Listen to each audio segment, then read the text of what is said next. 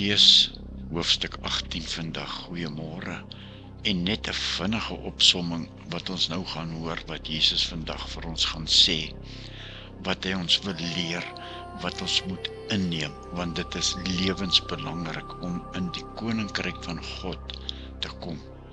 Jesus wys ons hoe om te lewe en onsself te meet aan God se wil vir ons lewe, né? Matteus 18 is Jesus se lering oor nederigheid, vergifnis en gemeenskap. Nou wat wil Jesus ons leer in hoofstuk 18? Maak jouself gereed vir 'n paar kragtige waarhede. Vers 1. In daardie tyd het die disippels by Jesus gekom met die vraag: Wie is die belangrikste in die koninkryk van die hemel? Jesus het 'n kindjie nader geroep en hom tussen hulle laat staan en gesê: Dit verseker ek, Jesus, julle. As julle nie verander en soos kindertjies word nie, sal julle beslis nie in die koninkryk van die hemel kom nie. In plaas daarvan om hulle self, dus nou die disippels, diensbaar te stel, het die disippels gestry oor wie nou die belangrikste was. Dit is baie maklik om ons perspektief op Christus te verloor en ons eie ambisies te probeer bevredig. Vers 4, wie homself gering ag soos hierdie kindjie, hy is die belangrikste in die koninkryk van die hemel. Vers 5, en wie so 'n kindjie in my naam ontvang my, Jesus. Vir Jesus gaan alles daaroor om ons verwagtinge om te keer en werklik soos kindertjies te word. Jesus laat sy selfgesentreerde disippels tot dieper begrip kom, deur hulle op die eienskappe van 'n kind te wys. Ons moenie kinderagtig wees nie. Die disippels wat oor nietighede gestry het, was kinderagtig. Nee, ons moet kinderlik wees. Ons moet opreg en nederig wees, opreg soos kindertjies. Vers 6, en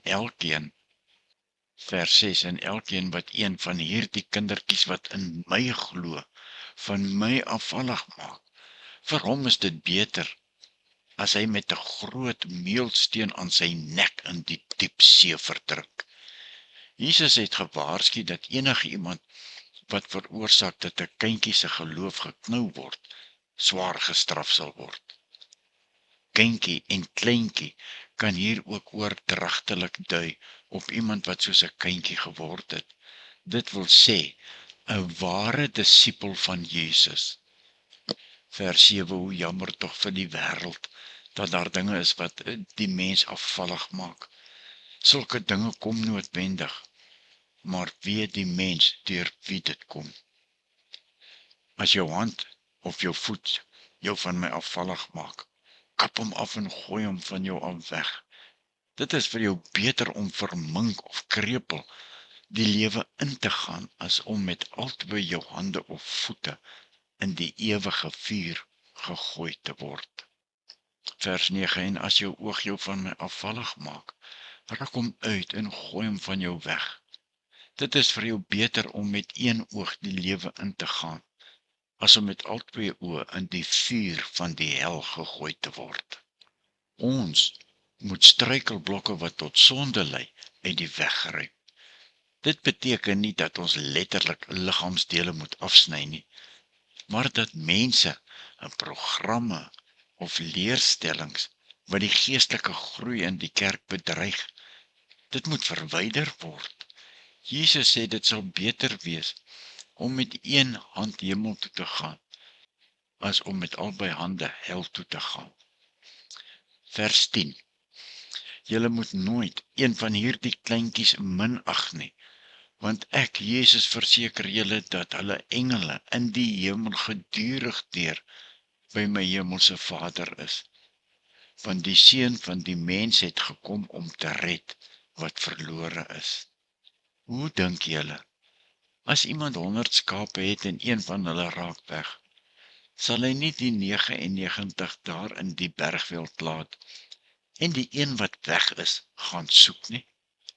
En as hy hom kry, verseker ek julle, is hy blyer oor hom as oor die 99 wat nie weggeraak het nie.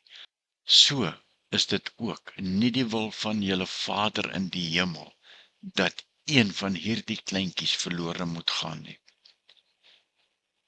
As jou broer verkeerd opgetree teen jou, gaan wys hom tereg waar julle eenkant en alleen is. En as hy na jou luister, het jy jou broer teruggewen. Maar as hy nie luister nie, neem nog een of twee met jou saam, sodat alles wat gesê word, deur die woord van 2 of 3 getuies bevestig kan word. En as hy na hulle nie luister nie, sê dit vir die gemeente. As hy ook na die gemeente nie luister nie, moet jy hom as 'n heiden en 'n tollenaar behandel. Dit verseker ek julle, wat julle ook al op die aarde toesluit, sal in die hemel toegesluit bly.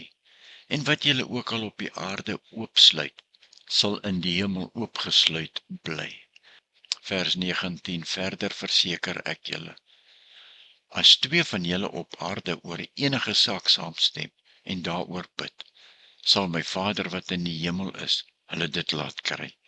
Want waar 2 of 3 in my naam saam is, daar is ek, Jesus, by hulle.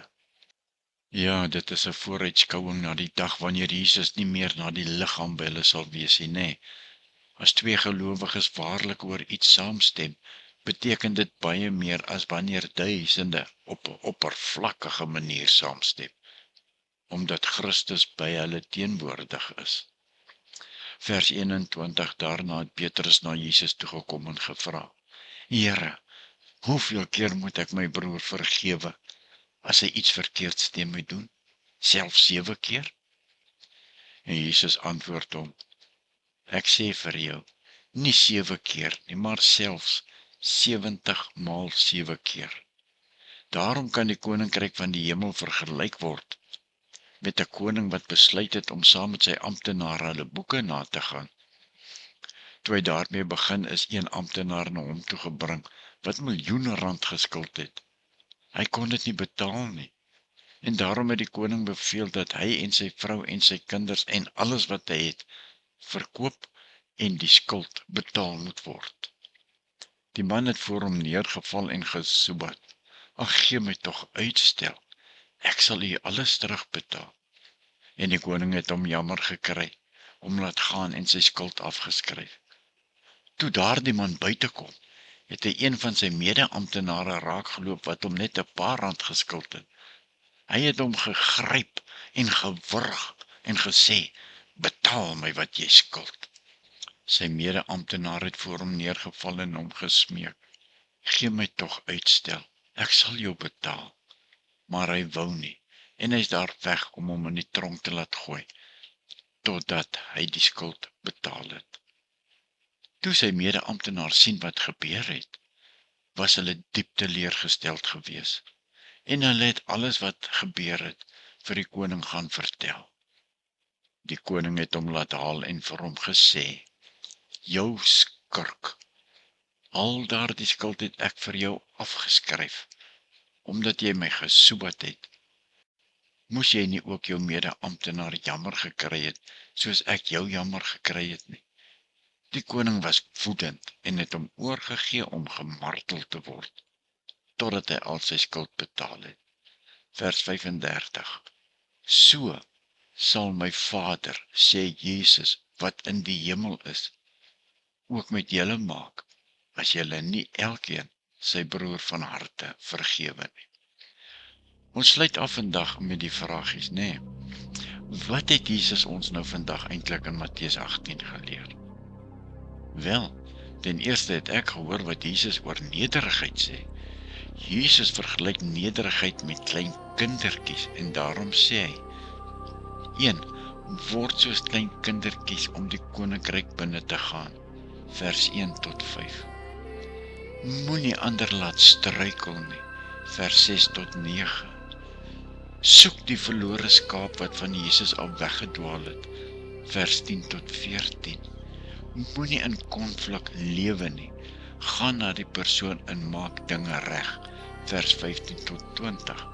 En vergewe mekaar sonder terke uit die hart. Vers 21 tot 35. Ja, Jesus beklemtoon God se liefde.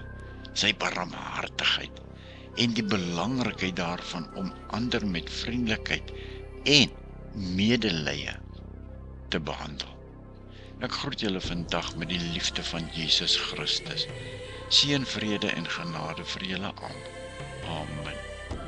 In daardie tyd het die disippels by Jesus gekom met die vraag: wie is die belangrikste in die koninkryk van die hemel? Jesus het 'n kindjie nader geroep en hom tussen hulle laat staan en gesê: dit verseker ek, Jesus, julle. As julle nie verander en soos kindertjies word nie, sal julle beslis nie in die koninkryk van die hemel kom nie.